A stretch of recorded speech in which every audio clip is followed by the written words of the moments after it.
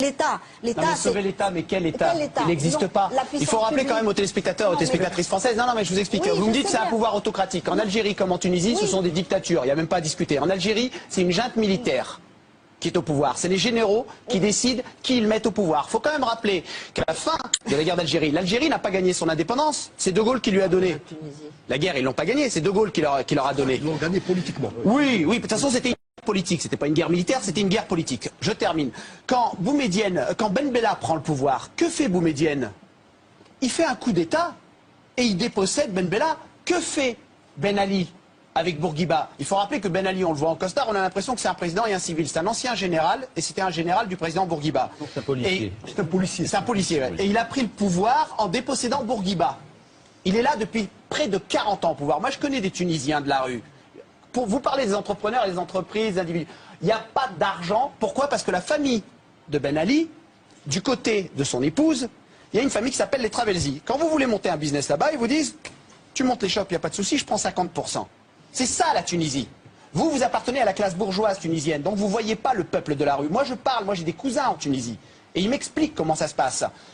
Là-bas, le job que vous voulez faire, si vous voulez réussir, cherchez pas à être avocat, n'allez pas dans les universités, devenez policier. On a augmenté les salaires de 50%. Les policiers tirent. Là, en Algérie, en Tunisie, les policiers tirent. L'armée, jusqu'à présent, elle se tient bien. En Tunisie, elle a refusé de tirer. Les policiers algériens, il n'y a qu'un mort. Le week-end dernier en Tunisie, c'est 50 civils qui sont assassinés. 50 civils qui sont assassinés par la police. Ce sont des manifestations de civils. C'est pas des barbus qu'on a dans la rue. Depuis quand Ben Ali il a mis au pas les islamistes? C'est du baratin. On a inventé un nouvel ennemi, les barbus. Mais qu'est-ce que vous voyez dans la rue? Vous voyez des jeunes filles tout à l'heure aux informations sur France 3. Qu'est-ce qu'on voyait? On voyait une jeune fille qui disait il tire au niveau de la tête. Les gens sont choqués.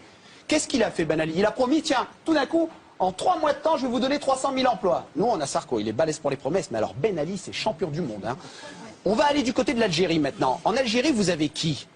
Vous avez Abdelaziz Bouteflika. Bouteflika, c'est un mec malade. C'est les généraux qui sont derrière et qui tiennent le truc.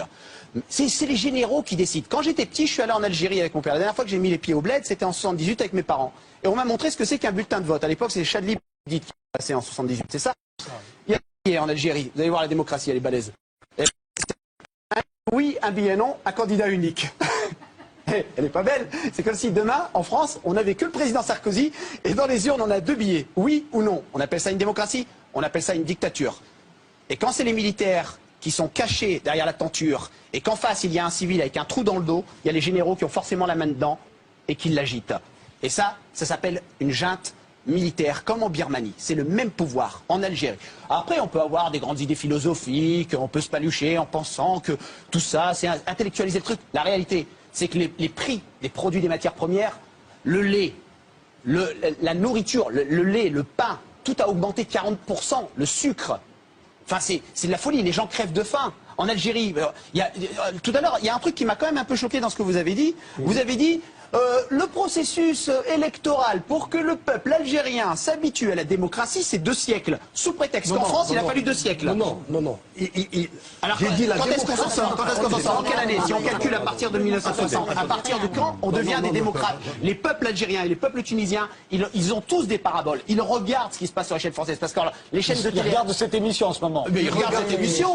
Moi, je connais des gens de la rue qui m'ont envoyé plein de messages. Ils m'ont dit, faudra que tu dis ça, faudra que tu dis ça, faudra... Je fais, hé, je peux pas prendre tout le temps de parole. Non, d'ailleurs, on est dans une démocratie, tout le monde doit parler. Il ne faut pas qu'il y ait de malentendu. Il y a une demande d'état de droit dans nos pays. Il y a une demande d'état de droit et c'est une demande qui est réprimée par des pouvoirs exécutifs.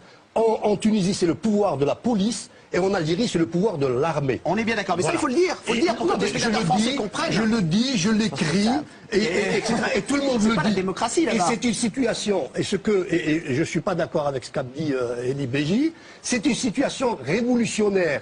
Et quand il y a des situations révolutionnaires, il y a de la violence. Aujourd'hui, le peuple est en train de récupérer ce qui est à lui, c'est-à-dire son pays. Mais si le peuple ne va pas plus loin, il n'aura que les dirigeants qui méritent. Aujourd'hui, c'est vachement violent ce que je vais dire. Mais il doit y avoir des gens dans la rue qui continuent de se battre, qui meurent. Parce que nous, il faut qu'ils y aillent, parce que sinon, il n'y a rien qui va bouger. De toute façon, regardez, moi, ce qui me choque,